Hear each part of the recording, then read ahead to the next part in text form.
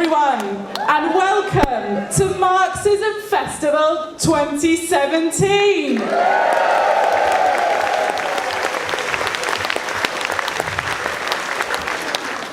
Well, what an amazing time to be holding this week's festival, and it's absolutely brilliant to see you all here.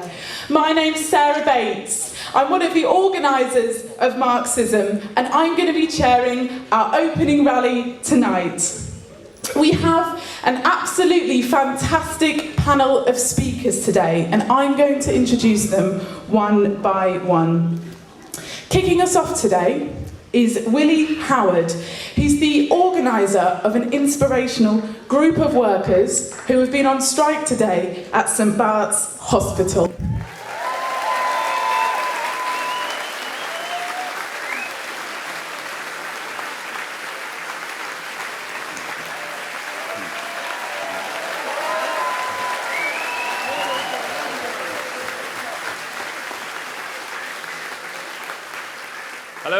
Hello, how are you doing? Thanks for having us. The first thing I'd like to say is I was supposed to be here tonight with 3 inspirational cleaners from our strike, and unfortunately they all had to pull out for various good reasons. You know, there was one who was quite very ill, one was very tired, and at the end of the day, these people just, when you're working 2 jobs, you know, you're trying to make ends meet. Your life is a very complex thing, and you know, it just shows us how inspirational these people are, that they can juggle all of these lives, having 2 kids, looking after grandkids, sending money home, working 2 jobs, and still manage to lead the biggest strike of cleaners in British history. So it's a privilege, and it's an honour. It really is to perhaps speak in their behalf and to tell you a bit about what's happening. So I suppose the first question is, why are we on strike? And the main thing can be summed up in one word: circle. Okay? We had over 1,000 NHS workers. Some had worked in the NHS for over 30 years, keeping our hospitals going, keeping it clean, doing all of these vital jobs, were privatised, lock, stock and barrel, over to Serco, a company best known for deportations and running prisons. All right. Within, I'd say, 3 days, they came in, massively increased the workload, increasing the amount of beds to be cleaned, the amount of toilets to be cleaned, the amount of patients to be fed. And it's just unbelievable the effect that this has had on people. I've had to witness grown women in their 60s crying in toilets. I've had to see men who've worked in the NHS for, I think it was 8 years, this guy in question, physically unable to hold a mop, such was the swelling in his 2 hands. I've seen people on the verge of tears after being barked at by a manager for not scrubbing enough toilets in an impossible amount of time. This is what we're dealing with, you know. On top of that, and a key incident that encapsulates what's going on, I suppose, is within 2 days of taking over at the Royal London, Serco tried to abolish the tea break. They gave them a 2-line written communication. As of tomorrow, there will no longer be a 15-minute paid tea break, and that was that. So, to quote one of our reps, Millicent, they said that it took place with immediate effect, so they took immediate action. And 120 cleaners walked off the job, locked themselves into the canteen, and said, we're not going back to work. We're not going back to work until we get our tea break. And that kick-started it. And we said, right, how do we fight back at this? How do we do it in an organised fashion? How do we do it in a strong manner? So we came up with a list of demands, and the first demand was an end to the overwork culture. The second demand was an end to the proposed job cuts that Serco want to do, getting rid of our hard-working porters so they can stick the difference in their pocket. And the last one was to get a 30p per hour pay rise. Okay? And the pay rise comes in the sense that prices go up, inflation goes up.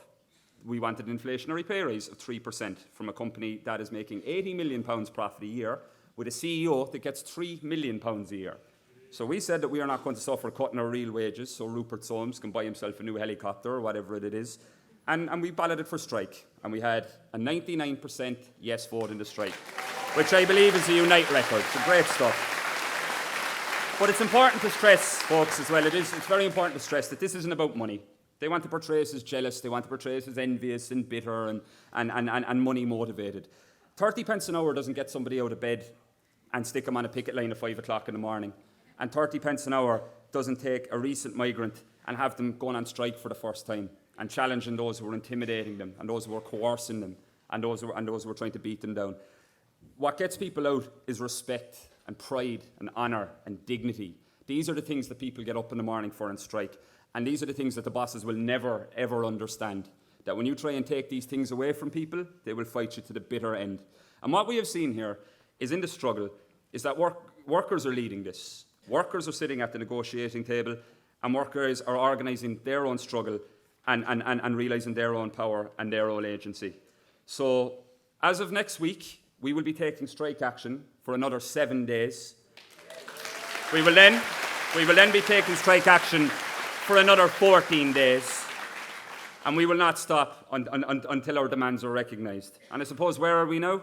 Well, I suppose when you see a hospital manager crying into his hands and you hear that they have to airlift in scab porters from Scotland, I think we're onto something, folks.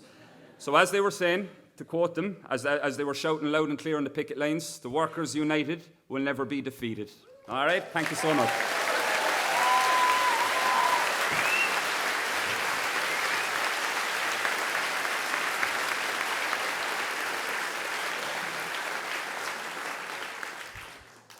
Thanks, Willie. I'm very pleased to introduce the next speakers to you tonight. You may have heard about their dispute. They're cleaners at the LSE, and they're going to talk about how they recently won some of their demands.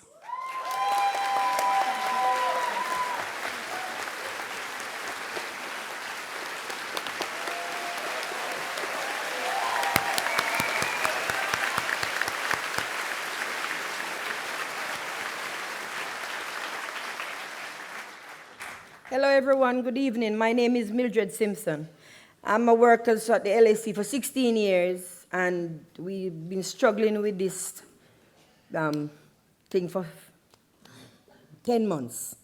So within the 10 months, we decided to go on strike for sick pay, paternity pay, maternity pay, and holiday pay. Because we wasn't getting any before, we was only getting like 20 days for holiday, no sick pay, no pension, nothing like that. So we decided to go on strike. And for the 10 months, we keep pounding on boss's door, and they're behaving as if they don't want to know us. So we said, all right, we have to get up. It's time for all workers in and around the world to get up and stand up for our rights.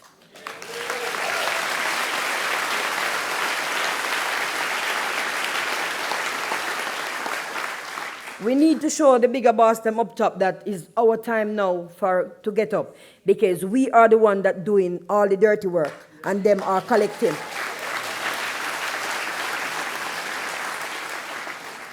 We fight for the past 7 days strike. We continue to strike for 7 days, and we get full house. In-house, all that we ask for, we get it fully intact for the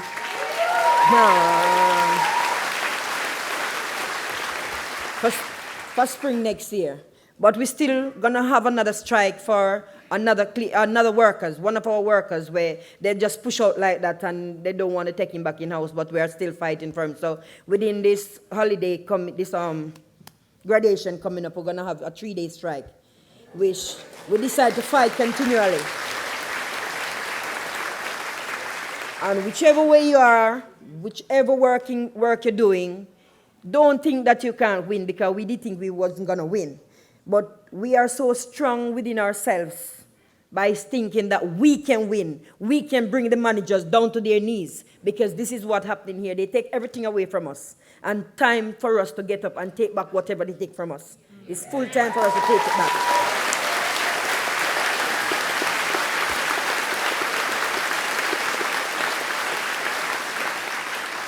So we are asking for any little thing that you have can give us within the time.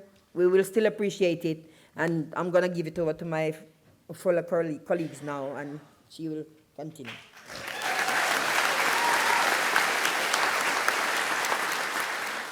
Good evening, ladies and gentlemen. It's a pleasure to see you all out here this afternoon. I'm one of the LSE cleaners. We were under contractor. Now we are in-house, which we fought.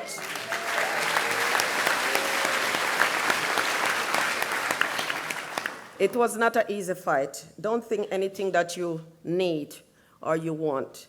It's never gonna be an easy fight. You're gonna get a lot of enemies. Your friend will not be your friend when you're fighting for what is right, what is justice.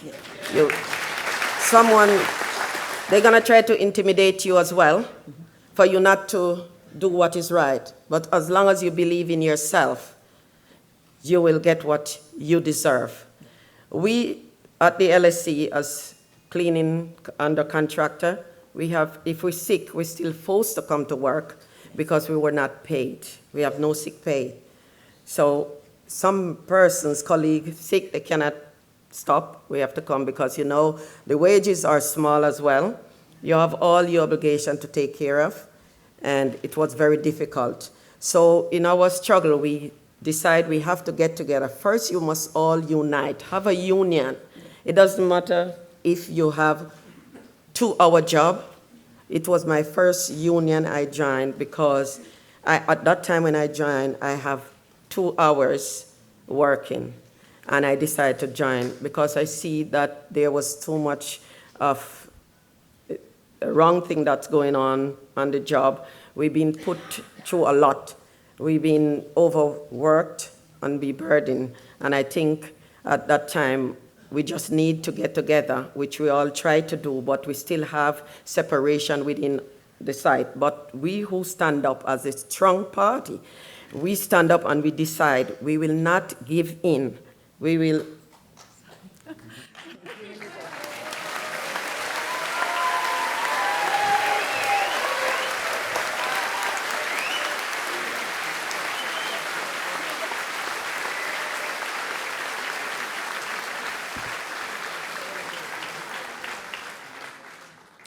What an inspirational start to today's rally. So our next speaker is Amal Bidder. Amal is a Labour Party member, an activist in Black Lives Matter and Stand Up to Racism, and actually the face of Momentum's social media video, which you may have seen during the general election campaign.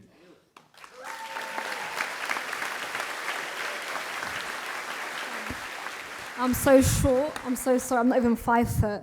Assalamu alaikum, everyone. How are we doing? I always start off by saying I'm Muslim, I'm Eritrean, and I'm your black sister, and I'm very, very proud. I've been invited on this platform to talk about my activism within the refugee crisis, within racism, and within why I basically joined Labour Party and why I support Jeremy Corbyn. So I thought I'd start off with the refugee crisis because it's something that's so important to me and so sentimental. Being Eritrean, we have one of the largest emigration rates. I knew of the refugee crisis since I was a young kid. I visited my relatives in Germany, in Italy, and in France after they made it to Europe. People from Eritrea flee for various reasons. It can be political. There's a dictatorship regime where people cannot really speak up and express their political views without being silenced because of the regime. And there is indefinite military service. And one story I really want to share with you today, and I think some of you may have heard it, slightly went a little bit viral on Facebook, was when I went to visit the Calais camps with my brother, and we were just walking through the jungle. And there was a young boy who was calling my brother's name. He was like, Omar, Omar, Omar.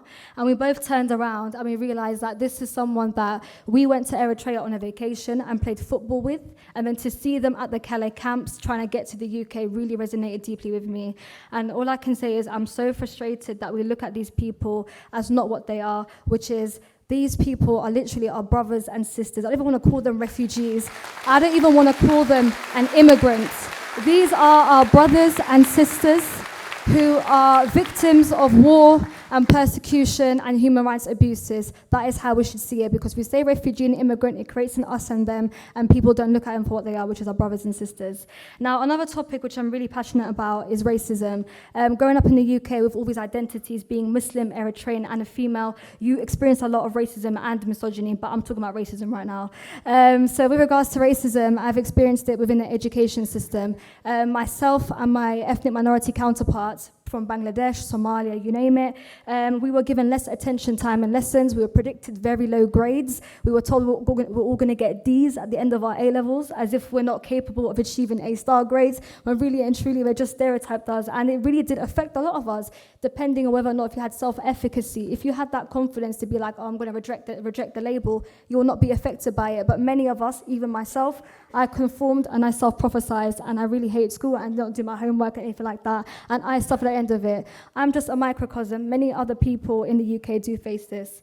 Another thing I want to pick up on was racism within the media and the policing system. Within the media, for example, the refugees are scapegoated and as if they're benefit scroungers. And the reason why I joined the Labour Party was because Jeremy Corbyn, a comrade, one of our brothers, was talking about on these issues, and he was unapologetic about it, and he's been at these protests and demos talking about these issues. He said that we are ascending into this blame culture. We blame the latest people who come on the boat for the economic crisis, and that was basically one of the reasons why I support Jeremy Corbyn and joined the Labour Party.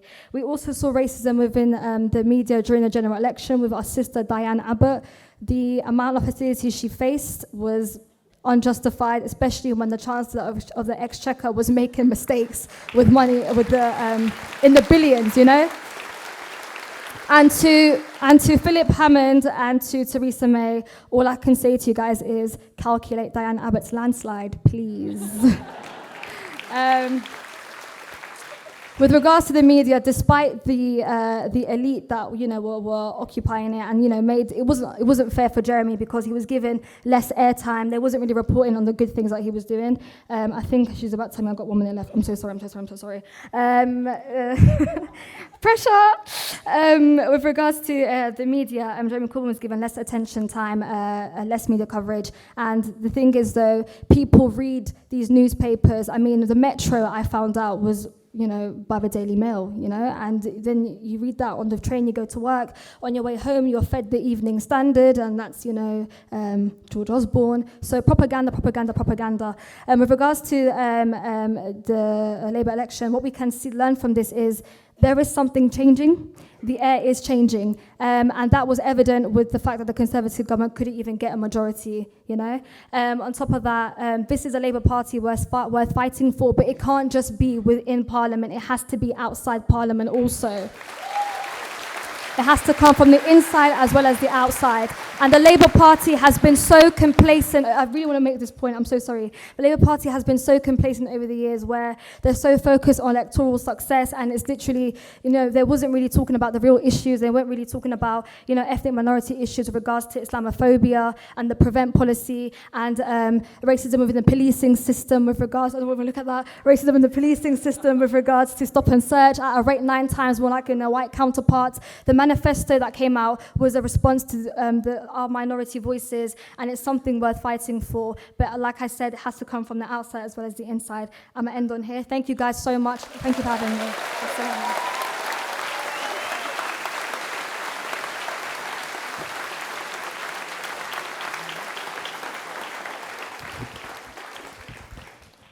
Thank you so much, Amal.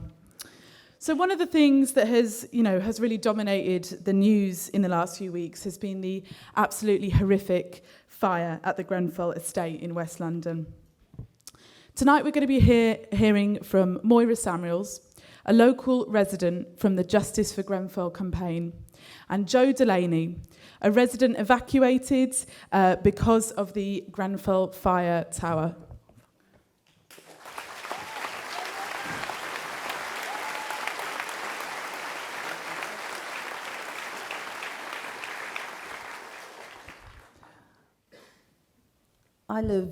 Hello everybody. I live about 300 meters from the tower, and it's now been 3 weeks since the residents all around Grenfell were woken up to the raging fire that took over Grenfell. A lot of us stood and watched helplessly as people were trapped within the tower. We listened to the screams, we watched people jumping, and our communities, especially the survivors, are traumatized.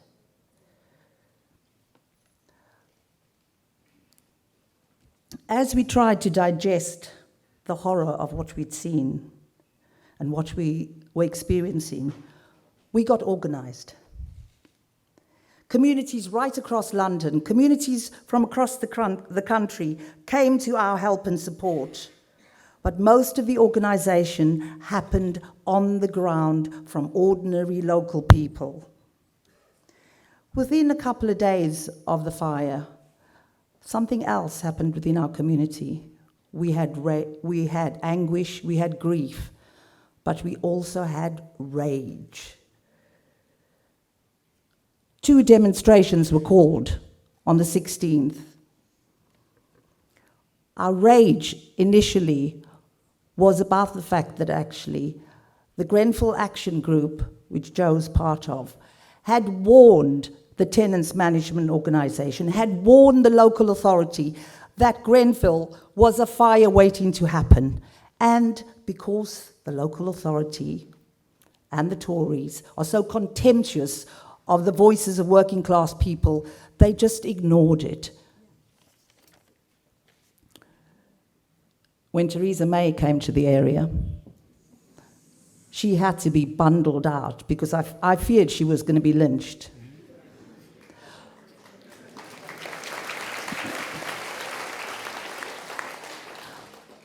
So we have been experiencing anger, grief, and anguish.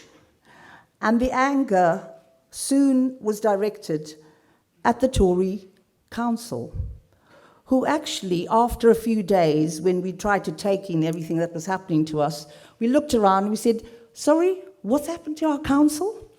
Don't we have a council that has been elected?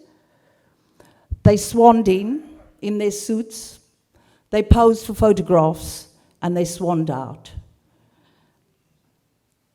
So out of this, all of this, the Justice for Grenfell campaign grew. It's in its infancy. It's only 2 weeks old, actually. And we have started to shape some demands, but obviously a few more will come out of it. So some of the demands that the Justice for Grenfell campaign is making. We demand housing for the survivors and evacuees in the borough, not outside of the borough.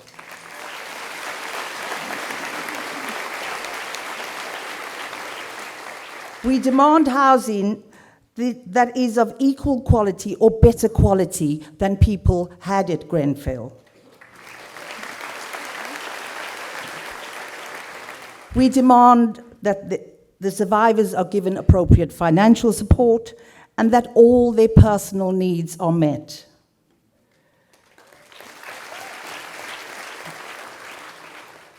At the moment, there is questions around the inquiry.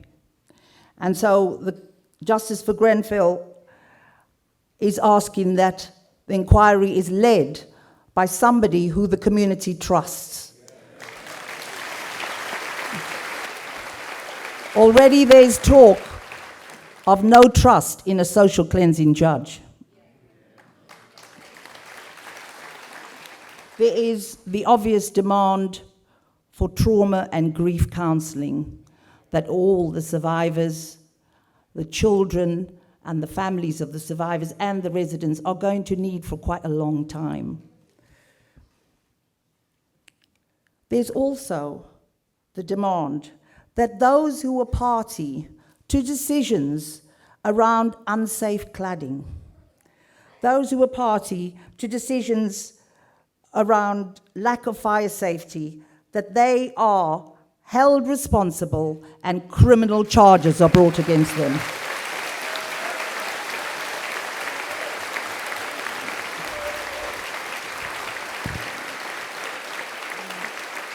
I have 1 minute, so I'll speed it up.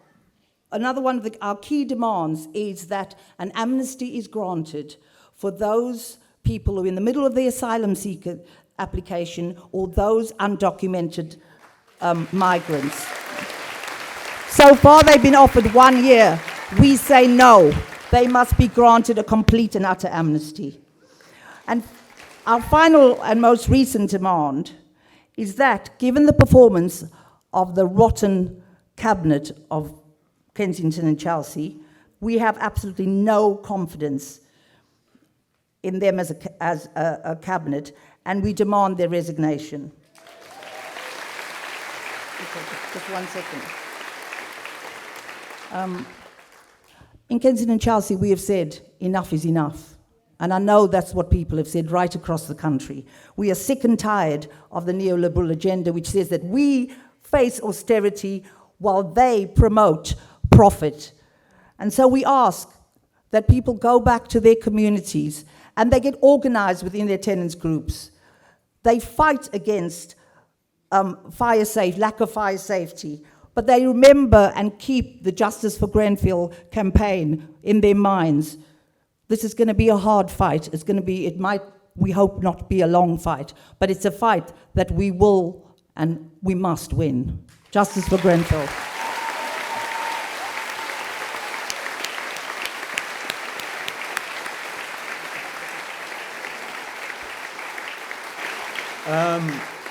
Good evening, everyone. My name's Joe Delaney, and 22 days ago, I would never have thought I'd be standing somewhere like this, to be quite honest. It's certainly been an interesting time. Well, lots has happened, lots hasn't happened that should have happened, and lots of other things have happened that I really quite enjoyed, including giving a few Tories the run for their money on TV every now and then. But I think a point that everyone here keeps making is that we have to do these sorts of things for ourselves, you know? No one else is going to do this for you, whatever your fight may be, and you have to always keep that in mind. At first, the council's response was non-existent. You know, the council are quite good at keeping us hemmed in like cattle for every carnival, because that suits their interests. The council are quite good at agitating to have the Notting Hill Carnival moved, because that suits their interests. You know, the council are quite good at ensuring the streets are spotless by 7 a.m. the following morning, because that suits their gentrified neighbours' interests. You know, if they'd even put 1% of that organisational capacity into this rescue effort, we wouldn't be standing here.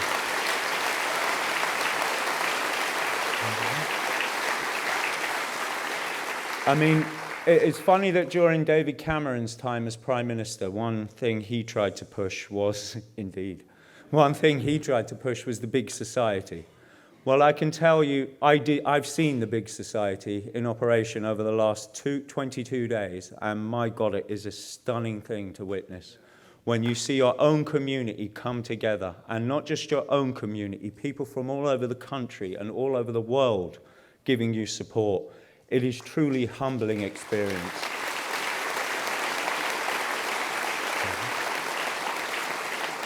But the point was, it was us who came together. It was us who organised, and it was us who got things done. No, things weren't done perfectly from the start, but that isn't what we expect. You know, I mean, even Homer Simpson is inept, but everyone loves him because he tries. You know, we didn't even have anyone trying for us. You know, the only thing strong and stable in the area at the moment seems to be Grenfell Tower, because it's certainly not Theresa May's government, let me tell you. You know, the only thing that Kensington and Chelsea Council seemed interested in evacuating was their own meeting when the media got a court order in order to see that. You know, we have this new lady now, Councillor Elizabeth, I can't remember her surname, I think it may be Voldemort, but I'm not sure. Yeah, she came in, and on her day one, you know, we had a very sort of humbling speech about how sorry she was. You know, well, how bloody sorry was she a day before she gave that speech, or 2 days, or 2 weeks ago, or even 2 or 3 hours after the disaster? You know, how many times has she been down there? I honestly don't know, and frankly, it doesn't even matter, because I bet you when she was down there, she certainly wasn't bringing any kind of aid or help for any other people. You know, all we have seen since this is that the government, national and local, are trying to manage a PR disaster. What they need to remember is that PR disaster aside, this is a humanitarian disaster. This is, in fact, probably one of the biggest civil disasters we've ever seen in this country. And I hope it's one of the biggest ones we ever will see, because I certainly wouldn't wish this upon anyone else, let me tell you. It's certainly been tough. I'm one of the lucky ones. I'm out in a hotel at the moment. I had to agitate to get a hotel to get my dogs in, but hey, I won. It just shows you, you see, even small battles you can win. I've spent a lot of today trying to agitate for some of my neighbours to get themselves hotels, you know, and also maybe get ones where they can get their pets out of doggy prison at Battersea Dogs Home, which is where they're all being kept at the moment. Freedom for dogs, but never mind. But all I would say again to any of you is never forget that. No one else is going to ever do anything for you, you know? If people see you doing something, you might inspire them to do something and join you. But, you know, you have to get out there and do the work yourselves, trust me. Because if you don't, then either other people will come in and take over and it won't go the way it should, or nothing will happen at all and the suffering will just increase. Please don't ever forget that. You know, get to know your neighbours, get to know your community, get involved in residents' association meetings, get involved in council meetings, get involved in any kind of action groups that you can in your area. Even if they're not causes you support, at least know the people behind them, so that when there are major causes that you would all support, at least you know who to talk to, how to get hold of them, and how quickly you lot can mobilise. Social media is a very good weapon at the moment. Yes, 1 minute remaining. I know. Hear that all the time on my phone lately. Social media is a very good weapon that you can use behind you. You know, shame, I have found, is very effective in getting things that you want done. The simple strategy I found is that you have to make it less hassle for them to do what you want them to do than what it is for what they want to do. And at that point, yes, my God, all of a sudden, things can suddenly happen for you. Unfortunately, I won't be able to stay here for the rest of the meeting tonight. I have to go back to a residence one where hopefully I'm going to meet Sajid Javid, and I shall give him a run for his money as well if I can. But yes, all I will say is that thank you all for listening, and as I said, go back, mobilise, and talk to your neighbours and talk to your communities, and make sure you all work together.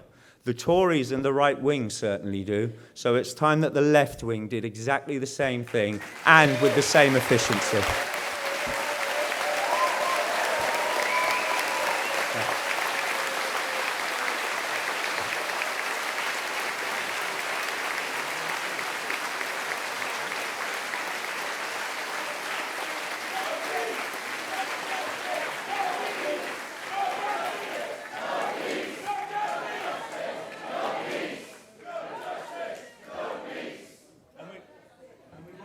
Council meeting in that time either. Believe me, no peace, no justice, no council meetings until they actually have the guts to resign. Can I just make a pitch for the 19th of July? Anybody in London at the time, we will be outside Kensington Town Hall. Cladding it. Making our voices heard and telling them to resign now. So bring yourselves on to 19th of July.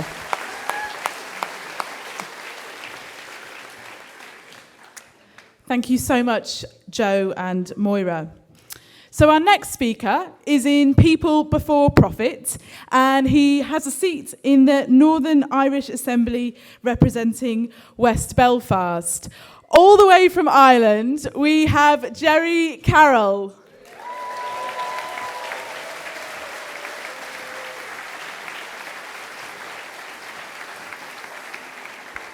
Thanks very much, comrades, and I want to thank the organisers of Marxism for the invitation to be here. I think there's no doubt, no doubt that it's been a tumultuous year. It was almost a year ago that the vote to leave the European Union happened, and it's worth remembering what people said would happen after that vote. I think people thought automatically that things were going to move to the right. I remember hearing predictions that the Tories would be emboldened and strengthened even heard people saying that Nigel Farage was going to join the Tories in number 10. How wrong they were, how wrong those predictions were. We don't have Farage, but we've Arlene Foster walking around number 10, and more on that later on. But I think it's important to emphasise that in this period, the period where Trump got elected, we've also saw millions and millions of people vote for a socialist in Bernie Sanders. And worryingly, Le Pen got into the second round of the elections in France, but we saw also millions of people vote for a socialist in Mélenchon. And in the Westminster elections, we were told that the Tories would win hands down. Some predictions even said they would win a majority of 200 seats. We were told Corbyn and Labour would flop, they would be wiped out. But what did you see? You saw over 12 million people vote for a socialist Labour leader. And it's quite remarkable. It's quite remarkable in any sense, but also the fact because Corbyn had everything stacked up against him. The odds were against him, the establishment were against him, the media were against him, and people didn't buy into the lies, and millions of people came out and voted for Jeremy Corbyn in the Westminster elections. And we now see a Tory party that is deeply divided. We have a preposterous situation that Boris Johnson is now positioning himself as somebody who's opposed to public sector pay freezes. It's absolutely laughable. And what it shows you, I think, is that the Tories are incredibly weak. Their predictions were wrong. They were talking about gaining seats, and they lost a truckload. So they're in crisis. And they're in such a crisis that they had to return or look towards the DUP, the fundamentalists in the DUP, to prop them up. And I think the DUP deal, it brings out into the open all the lies that they told us for the last 7 years. Because they told us there was no money for public services, there was no money to pay teachers, no money to pay nurses, no money to give people a decent wage. We were told, everybody, if you remember, to tighten your belts because the money wasn't there, and even being told a few weeks before the elections that there was no magic money tree. Then you see Theresa May furiously shaking the money tree. They get £1 billion they give the DUP just so she can stay in power. And I think we should say shame on the DUP, absolutely shame on them for propping up this Tory government. And if they can find the money for the DUP, they can find the money for public services, at the end, welfare reform, to pay people a decent wage and to put money into public services generally. And I think it's our job as socialists in Ireland, in England, in Scotland and Wales to say we can bring down this Tory government, and I think it's possible because they're on the ropes.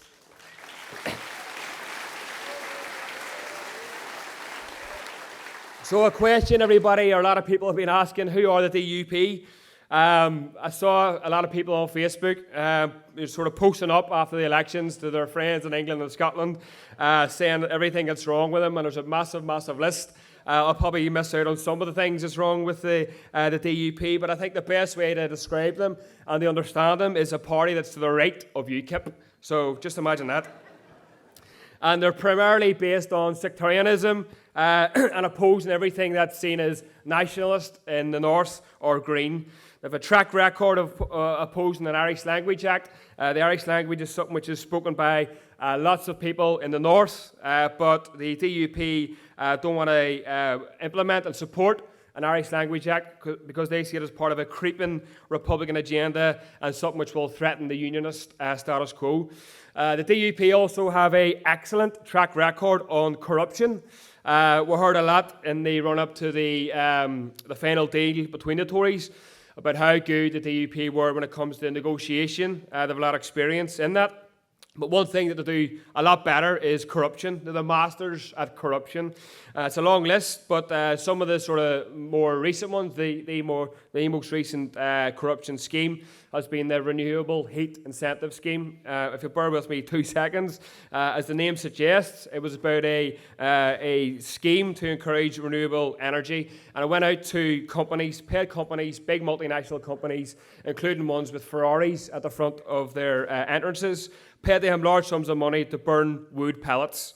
The whole scheme cost £500 million to the taxpayer. It was copied from a scheme in England, but crucially a tiered system was taken out. So a flat rate of hundreds of millions of pounds was paid to corporations. So hundreds of millions of pounds went up in smoke, and that was designed by the DUP. What's even more extraordinary is that leading members of the DUP have repeatedly said they don't even believe in climate change. So you've got a climate change denial party crafting a scheme to pay hundreds of millions of pounds to multinational corporations to alleviate a problem that they don't even believe exists. I mean, that's corruption. That's corruption on a mass scale, if you ask me. Or even take the example of the Social Investment Fund, which, I mean, in the election campaign, a lot was made about Corbyn and his supposed links to the IRA and being soft on terrorism and all this kind of nonsense. But the DUP have a well-documented link with loyalist paramilitaries and the Social Investment Fund, a scheme designed in Stormont. So they've siphoned millions of pounds of taxpayers' money into community organisations, a lot of which were connected to leading members of the UDA, a loyalist paramilitary. Not to mention the fact that the UDA, members of the UDA, were out canvassing and supporting the DUP in the Westminster elections. And that leads a lot of people to quite rightly ask, when this extra £1 billion, where's it going? Where's it going to be spent? And the DUP need to be absolutely open and transparent on that. We don't have much confidence in them, I have to say. And I think for all this corruption, the DUP haven't been held to account, and they probably have some lessons they're going to give to the Tories about how to get away with it. And I'm sure as people know, the DUP are also a deeply homophobic party. Their founder, Ian Paisley, coined the slogan, "Save Ulster from sodomy," in the 1980s. And there's a list as long as your arm about the amount of times that the elected representatives of the DUP have came out and said that LGBT people are an abomination, or a word to that effect. So a really disgusting right-wing party. And it may not be a surprise that people, that the DUP are continually opposed to equal marriage. They deny it to people living in Belfast and Derry and everywhere in the north. But they're completely behind the times on this, because last Saturday we saw 20,000 people marching through the streets of Belfast to say equal marriage should be enacted right now.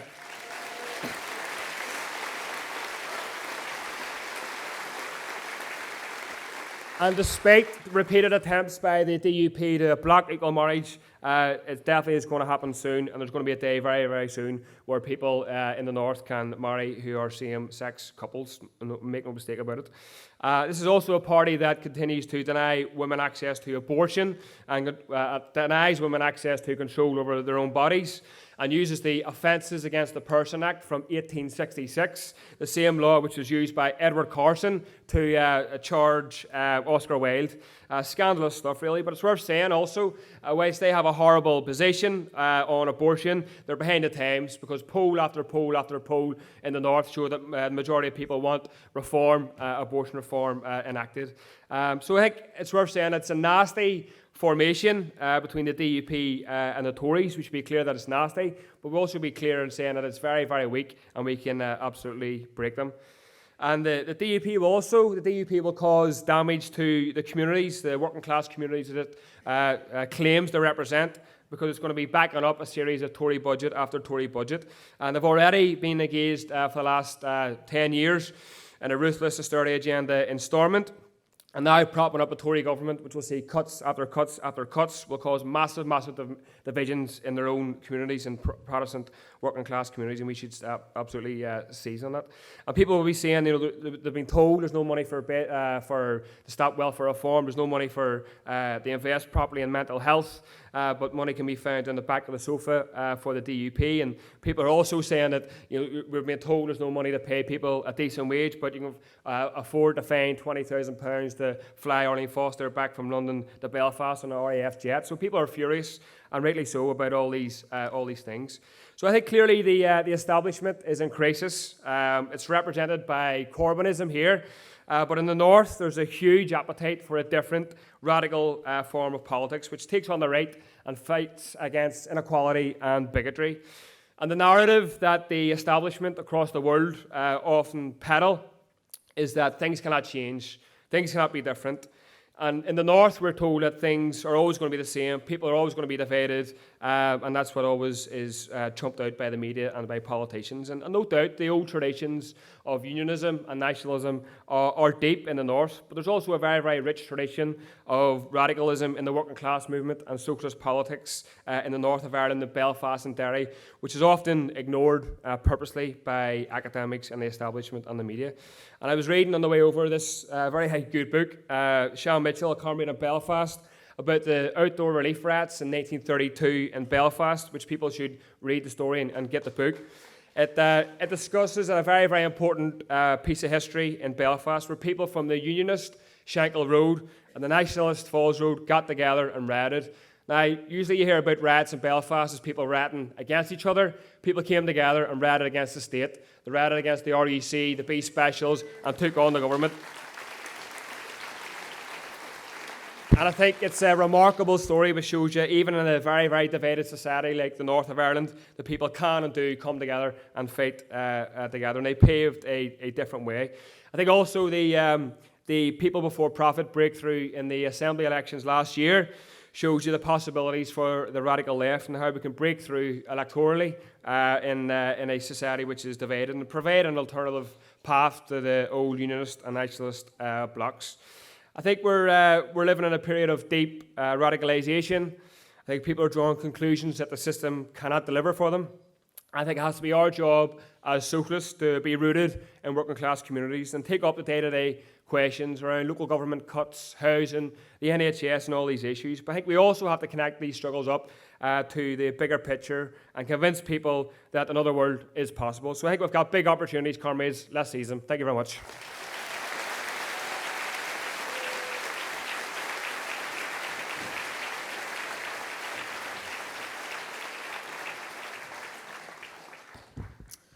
Thanks so much, Gerry. So our next speaker tonight has come from Scotland. She's a member of the Education Institute of Scotland. And we're going to hear from Emma Cowan, who's a striking worker from a dispute that's won many of its demands.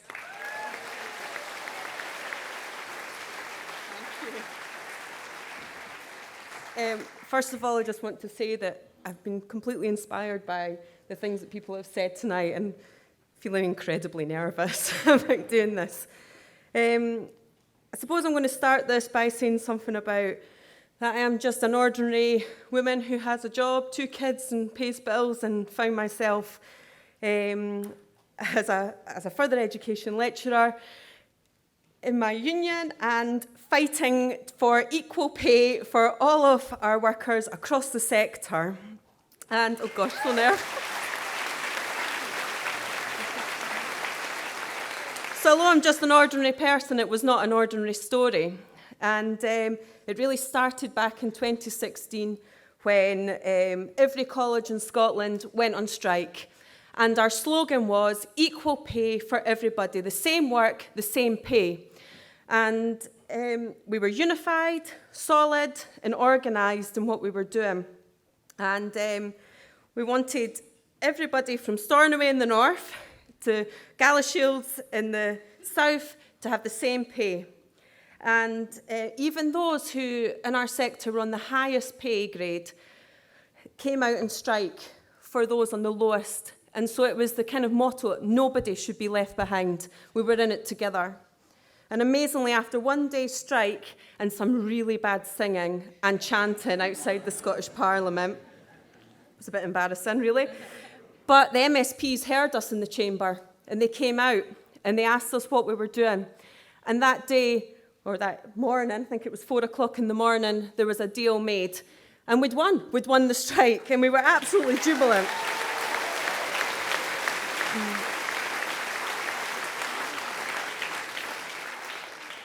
And it can't be underestimated, the win of this, because some people were set to have something like a 22% pay rise, which is just unbelievable. The majority of us to experience something like an average of 9% over 3 years. So it was an amazing win, and we were really pleased about it, and we felt really confident about it as well. So you can imagine our disbelief when a year later, our employer said, "We're not going to honour that deal. You're not getting that. No way." Yeah, boo! And we were balloted again by our union, the IS, and this time it was under the Tory anti-union laws, and we had 60% turnout and 96% of us voted for strike action.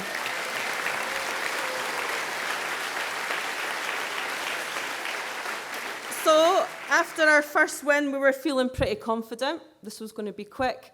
but it was quite obvious very quickly that our employers had a different agenda, and they were much more defensive and much more manipulative than they had been the first time round. And it became clear that they were, or seemed to be, set out to break our union and to systematically destroy our aspirations of equal pay for all lecturers across Scotland. And I believe that that's about their overinflated egos and their willingness to, or their determination to hold on to the power and control that they have, and really with little thought about their employees or the students that they were impacting on. And I think that can be really demonstrated, and I've heard from other speakers tonight about how people with power pay themselves a lot of money. And our principals pay themselves something like £150,000 a year of public money, which is more than the UK Prime Minister. I mean, I find that absolutely shocking that that would be allowed. Anyway, we went on strike again, and this time it was longer. We went on strike for 6 weeks of escalated strike action, but we were determined and we were absolutely united in our anger about the way they were behaving. And I think it was our anger that led to the victory that we came out with. And the success was because every day our picket lines got bigger.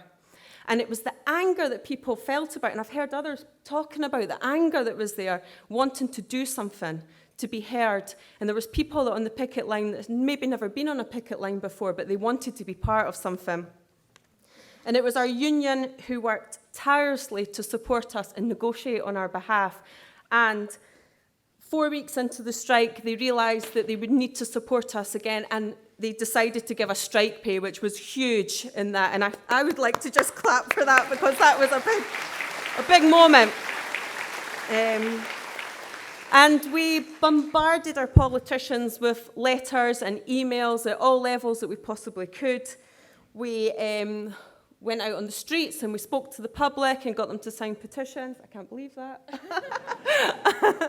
And we turned up outside Nicola Sturgeon's residence, a bit like 10 Downing Street, I suppose, and we demanded that she receive a letter. We were told that they wouldn't receive a letter, and Penny Gower, who's here in the audience tonight, this was my highlight of the whole strike, would not take no for an answer and stuck the letter under the door with a stick.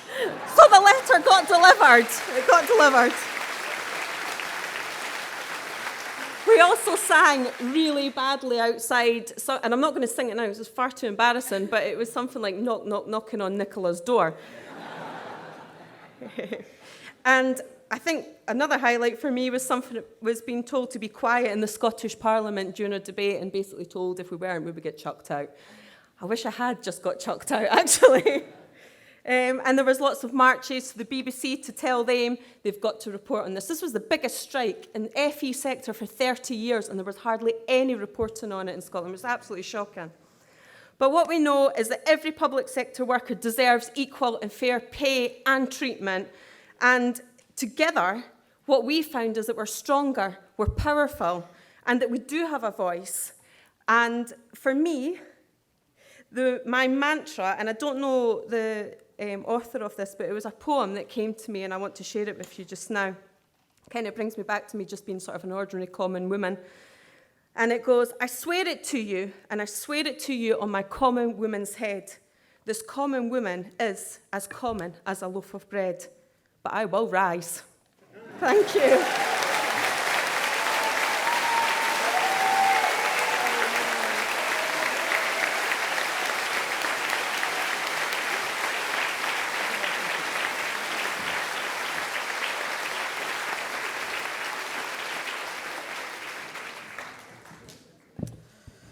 Brilliant. Thank you so much for that, Emma. Next, I would like to give a very warm welcome to the friends and family of Edison da Costa tonight. For those who don't know, Edison da Costa was stopped by the police and died 6 days later. I'd like to invite up to the microphone now Yasmin and Shellen Barros.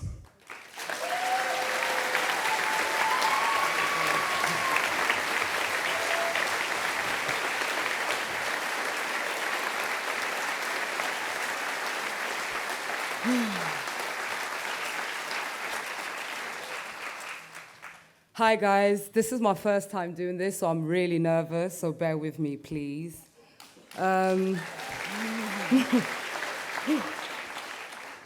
We are here with the Justice for Edison campaign. My cousin, who was only 25 years of age, who was also a father, a friend, and a brother. On Thursday, 15th of June, the car Edson was traveling on was stopped by Viper Operation Police. We believe there was a struggle where CS gas was used at a very close range, including other injuries, which led Edson to end up in hospital on life support. During the 6 days at the hospital, on the 21st of June, the machine was turned off. And during them 6 days in the hospital, there were so many people in and out, and you can tell how much he was loved. Never would I thought I would be actually standing here having to talk about someone so close to me and him passing away. I'm trying not to get emotional.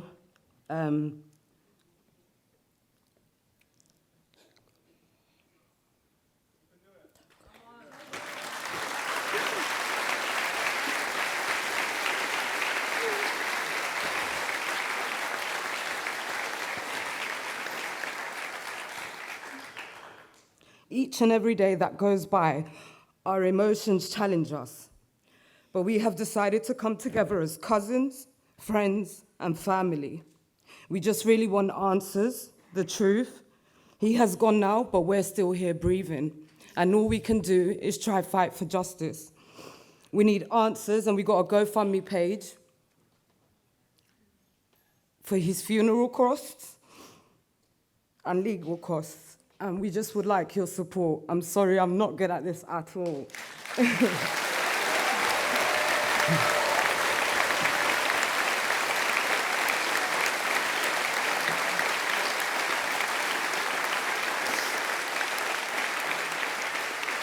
It's because it's so raw. It was just like 2 weeks ago, so it's still quite raw and fresh. And every time I talk about it, sometimes it makes me want to cry still. It's still quite raw. But yeah, so we're just here trying to fight for justice and fight for Edson. Justice for Edson. No justice, no peace. Thank you.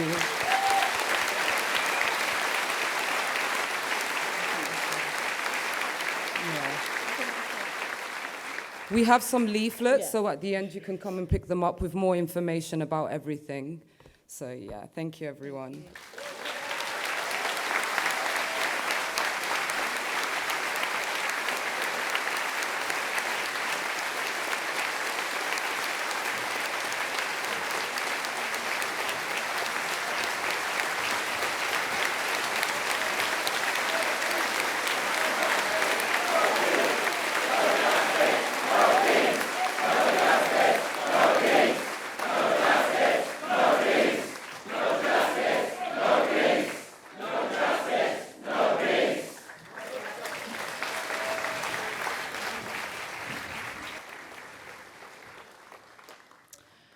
Our final speaker tonight is Alex Callinicos. He is a member of the Central Committee of the SWP. He's the editor of the International Socialism Journal and the author of The Revolutionary Ideas of Karl Marx.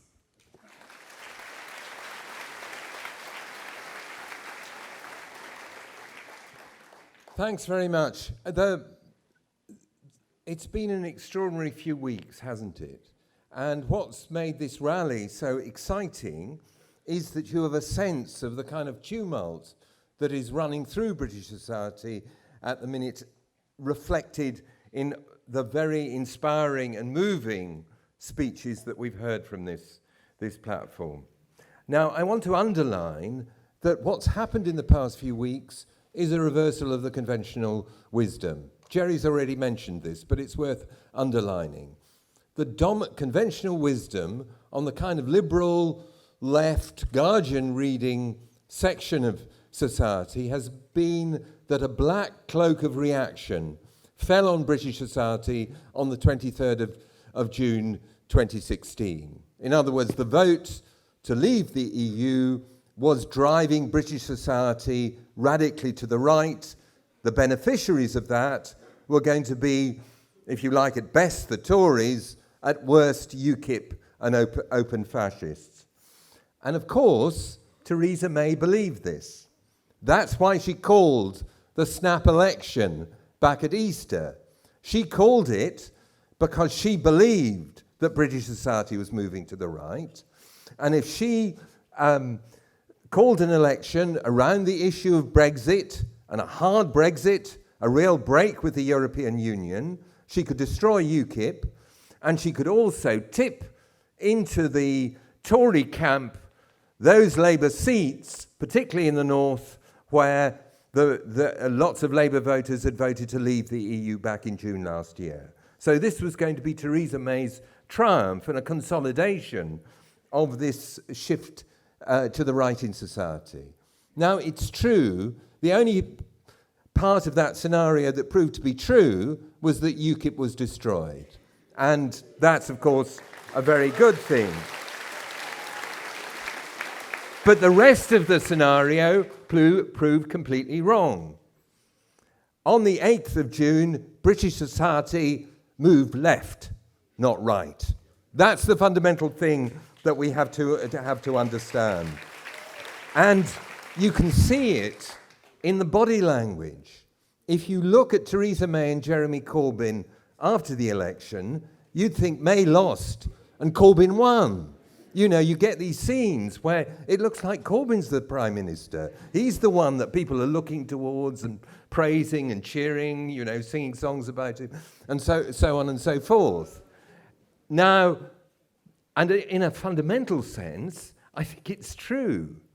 I think May did lose. It's true the Tories are hanging on to office, but May did lose. She didn't get a landslide. And Corbyn, who's been vilified, denounced, run down, of course, particularly by his own MPs, by the massed phalanx of the Parliamentary Labour Party, treated as a pathetic loser.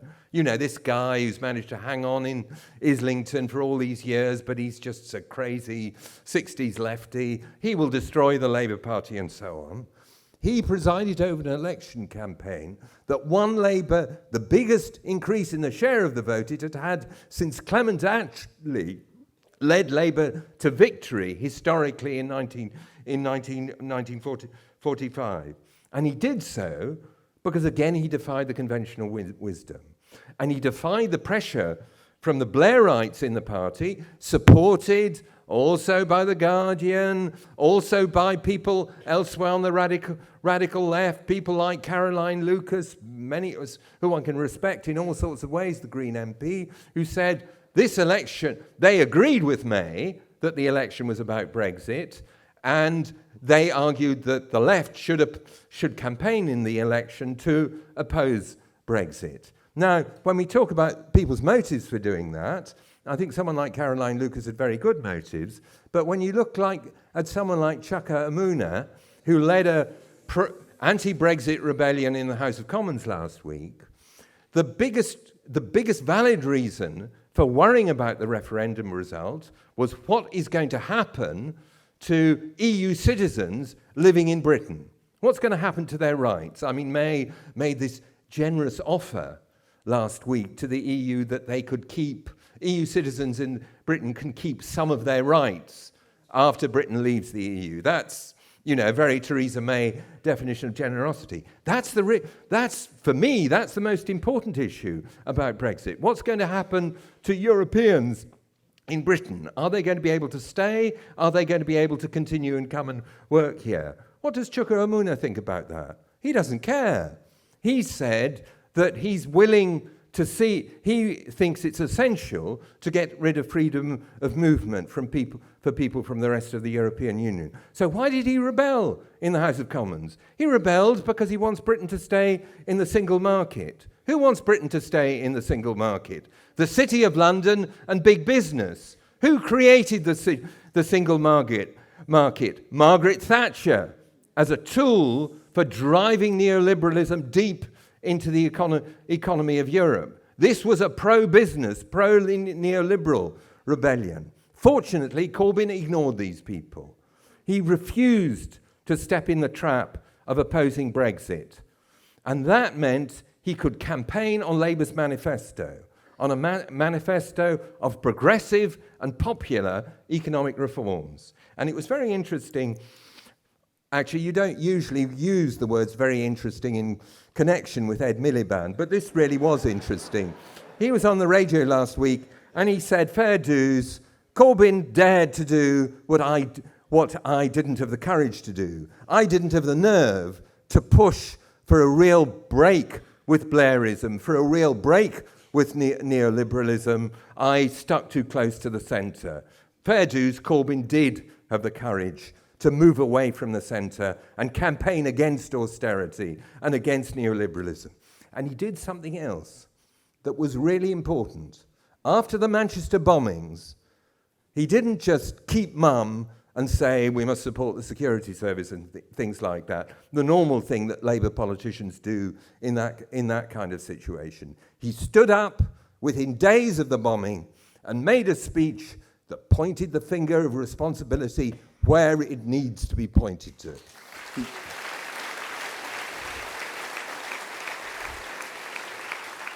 He pointed to the fact that the reason why there are more terrorist attacks in Britain is because of Britain's role as the junior partner of American imperialism in its war to dominate the Middle East, a war that continues today. So, and let's remember that when we hear more about the Chilcot inquiry into the Iraq war, and we remember the kind of criminals who instigated that war, like Tony Blair. They're the people who've made people in Britain unsafe through the kind of imperialist interventions that they've mounted. And Corbyn has a first-class record in opposing these wars. So Corbyn did everything that you can to win an election except actually become Prime Minister. But look at the actual Prime Minister. She's hanging to office in a state of desperation, presiding over a broken-back government, where every day another minister gets up and disagrees with other Tory ministers. And it's like she's got a death wish. She brought Michael Gove back into the government. I mean, this is a man who stabbed David Cameron in the back, his friend. Then he stabbed Boris Johnson in the back, his ally. He clearly wants a hat trick. He's going to stab her in the back next. And there was a fascinating article in the Financial Times about the state of May's government, and it's worth quoting it. It says, it quotes a senior Tory MP, "There is a general mood of seriousness and a sense that if we screw this up, a Marxist government will step into the breach."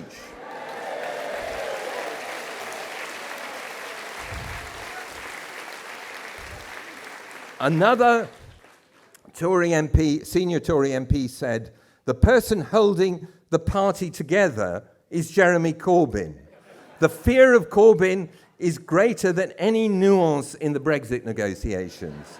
In other words, they're so scared of a left-wing Labour government that they're going to try and hang together despite the huge divisions that they have over Brexit, austerity, the public sector pay cap, you name it, and so on. This is astonishing. This man who a month ago was treated like a nobody is now the man who's holding the Tory party together out of fear that he will become Prime Minister.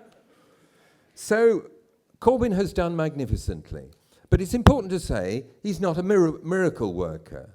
What became visible in the election was the class antagonism that continues to define the nature of British society. The class antagonism, the class struggle between bosses and workers.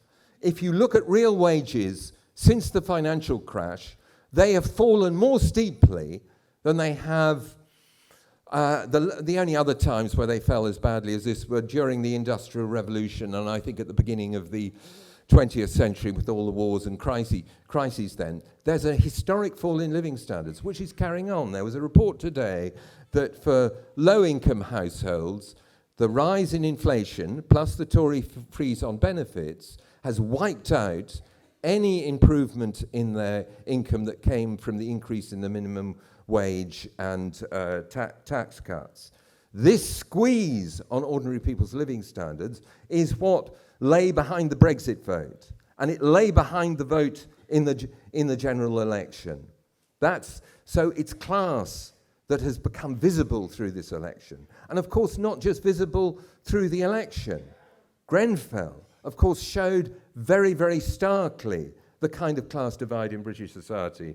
There was an interview with Zadie Smith, the novelist, whose first novel, White Teeth, is a brilliant portrait of the part of London where Grenfell exists and the kind of multicultural working class life of the area. And she said, you know, she's done well for herself. She's a novelist, lives in New York and that kind of thing. But she says when she comes back, she notes that there are various roads of the rich close to Grenfell, which are policed by private security. And she said that's how things are. The rich get this protection and the poor were left completely unprotected. And with the Tory council, you get the face, the real face of the political instruments of the rich. There was that awful woman, Catherine Fuchs, who's a Tory councillor, who was on the radio a few days ago whining about how scared she was when people like Moyra were demonstrating at the council chamber whenever it was. You know, it was her fear. Her fear was much more important than the suffering of the Grenfell families and the other people who've been displaced. It was much more important that she was frightened then than, for example, that people who are at Grenfell are still getting the rent deducted from their bank accounts and so on and so forth. But of course, what Grenfell also shows is the other side to the class struggle. As Joe said this evening in his fantastic speech, the Grenfell residents have organised to fight back. They've shown how working class people can respond to even the most terrible disasters and suffering, and they've also shown that it's important not just to fight for yourselves, but to develop and build solidarity. We can learn from them. We must learn from them. So what we see is that British society has moved sharply leftwards, and this is reflected in all sorts of things, in the British social attitude surveys that show that really there's a big turning in public opinion against austerity and so on. This wasn't just a one-off crazy election result. You know, the idiots who say, oh, people voted Labour because they thought it wouldn't win. You know, once they know that Corbyn could become Prime Minister, they won't vote Labour. Well, look at the opinion polls, morons, is all I've got to say. But if you also look at the polling evidence and British social attitudes, you see that they're also powerful countercurrents, reactionary attitudes developing on issues like crime and migration. So we shouldn't think the right have suffered devastating blows in this election, but it doesn't mean that they're going to disappear. What the whole economic crisis over the last decade, and it's nearly 10 years since the crisis broke out in August 2007, is polarization both to the radical left and to the radical right. And a few months ago, everyone was, you know, after Trump in particular, everyone was terrified that there was going to be a sharp shift to the right. May thought she could ride that wave. Now, because the right have suffered setbacks, because quite predictably, for example, Le Pen lost the French presidential election, really strange. A majority of French people aren't going to vote for a fascist. It's easy to think that therefore the right have suffered are massively on retreat. This isn't true. This isn't true. And we can see this even here in Britain. The terrorist attacks, the 3 ones in Manchester, London Bridge, Finsbury Park Mosque, led to fantastic displays of solidarity among working class people and a rejection of Islamophobia. That doesn't mean that the racist right go away. Look at the emergence out of apparently nowhere of the Football Lads Alliance, of these people who are organising. A lot of the people who support them aren't racist, but nevertheless, and they're certainly, most of the people who go on the demonstrations aren't fascists, but nevertheless, these are people who are organising on the basis of Islamophobia. So the right haven't gone away, and therefore it's critical to continue to build, to organise against the racists and to build stand up to racism. Yes, we agree about the timing, that's good. And if Donald Trump dares to set foot in this country, there need to be massive protests against him to show that he isn't wanted here. And good luck to the people who are demonstrating against him and the other leading capitalist rulers who are meeting in Hamburg for the G20. There's protests today, but there'll be a bigger one, we hope, on Saturday. Good luck to them. But let's come back in conclusion to Corbyn. What we're seeing, against all the supposed trends, contradicting all the pundits, is the revival of Labour as a mass left reformist party in a way unprecedented in its history. What is true in the people who vilify Corbyn and John McDonnell and so on is that for most of their political careers, they have been marginalised, hard left figures in Parliament, but important because of the campaigns that they were taking part of. Now they're leading a party that has a prospect of government. But this is only the beginning of the problems that they will face, partly because the Labour right of course haven't gone away. And not just in Parliament. Look at Haringey Council. Labour Council shutting the doors to the public and ramming through a massive housing privatisation. That too is the face of Labour. It's not just Corbyn. There's a struggle going on in there. But there's a bigger problem, which is to do with strategy. As Amal said, what people like Corbyn and McDonnell try to do is to combine electoral politics and mass mobilisation. In the election, they did that really well. The mass rallies, the mass canvassing and so on, this acted as a battering ram that forced up the Labour vote in all sorts of unexpected places, so that Amber Rudd now, she'll soon be queuing up for her P45.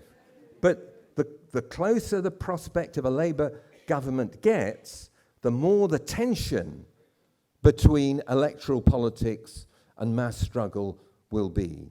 Partly because the better Labour does in the polls, the more the argument will be, oh, let's be careful, let's tack towards the centre, let's try and consolidate our vote, not be too risky. So far, Corbyn has avoided that. On the contrary, he took a fighting stance in the election, but those pressures will grow as the possibility of entering 10 Downing Street grows. But this is nothing compared to what will happen if Labour actually comes to office. A Marxist government in Britain, a Marxist government responsible for the City of London. This will cause massive panic in the ruling classes globally. And they will use their weapons. And their real weapons are the unelected and unaccountable centres of real power. The centres of power in the financial markets, forcing down the pound, but centres of power also in the security apparatuses. Remember the general who said, if Corbyn became Prime Minister, we'd disobey him, and who wasn't disciplined, who wasn't prosecuted for mutiny, the way, for example, the leaders of the Communist Party were in the 1920s. This is what will face a left-wing Labour government. We don't have to look far into history to know how a government like that can be broken. That's what happened in Greece just 2 years ago. The Syriza government was crushed by the European Union. And they were crushed because they sought a compromise with the European Union, and the European Union wasn't interested in compromise. They were interested in making an example of Greece, which they have succeeded in doing. They've succeeded in doing, unfortunately. This is what will face a Corbyn government. And the only way to counter that is through mass mobilisation, unleashing all the forces of mass mobilisation, not just demonstrations, not just the 1 million person march that John McDonnell has called for. I think he should campaign for it. If Jeremy Corbyn said, let's have 1 million people outside Parliament on a named date, you get 1 million people outside Parliament. But not just demos, strikes, workers' control, workers organising to monitor what the bosses and the state are doing, asserting our power against them. That's what you'll need to beat them. And that's why the Socialist Workers Party exists. We work systematically to build the power and struggles of ordinary working class people. That's what's been reflected in this rally today. We think that the centres, the unelected centres of capitalist power, have to be confronted, not compromised with. That's why we continue to stand as an independent revolutionary socialist organisation. We stand with Corbyn against the bosses, against the Tories, against the Labour right wing, but without the power of the organised working class, a left-wing Labour government will not be able to win, will not be able to carry through the changes everyone hopes from them. And so we're trying to build the power that can allow us really to win this time. So if you want to help build that power, join us.